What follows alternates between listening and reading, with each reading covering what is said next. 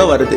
அது தரையில ஊர்ந்து போயிட்டு இருக்கும் போது அங்க கீழே கிடக்கிற ரம்பத்துல லேசா உரசிட்டு போனனால அது இந்த பாம்போட உடம்ப கிழிச்சிருது. உடனே அந்த பாம்பும் இந்த ரம்பத்தை ஒரு எதிரியா நினைச்சு அந்த ரம்பத்தை கடிக்க போய் இதோட வாயில அடிபட்டுருது. அதனால கோவத்தோட உச்சிக்கே போன அந்த பாம்பு அந்த ரம்பத்தை நெருக்கியே கொண்டுடலாம்னு நினைச்சு தன்னுடைய முழு பலத்தையும் கொண்டு அந்த ரம்பத்தை இறுக்கி அந்த ரம்பத்தை சுத்த ஆரம்பிக்குது. இந்த பாம்பு எவ்வளவு கோவத்தோட அந்த ரம்பத்தை சுத்த ஆரம்பிக்குதோ அதனால அதோட உடம்பு முழுவதும் காயம் ஏற்பட்டு கடைசியில் அந்த பாம்பு இறந்தே போயிருது. அந்த முதல் காயம் ஏற்பட்டப்பவே இது ஒதுங்கி போயிருந்தா தன்னுடைய உயிரையாச்சு காப்பாத்தி இருக்கும். இந்த கதையோட மாறல் என்னன்னா, நம்ம வாழ்க்கையில வர கோவம் பிரச்சனைகள் கட்டுப்படுத்த முடியாத ஒரு கோவத்தால எல்லாத்தையும் இழந்து அந்த கோவத்தால பாதிப்பு அவங்கள விட நமக்கு தான் அதிகமா இருக்கும். எப்பவுமே ஒரு வாழ்க்கையில நிறைய சூழ்நிலைகளையும் அவமானங்களையும் மன்னிச்சு கடந்து போறதுதான் நல்லது. வாழ்றது ஒரு வாழ்க்கை. சந்தோஷமா இருங்க, கோவப்படாதீங்க, பணிவா பேசுங்க. கோவம்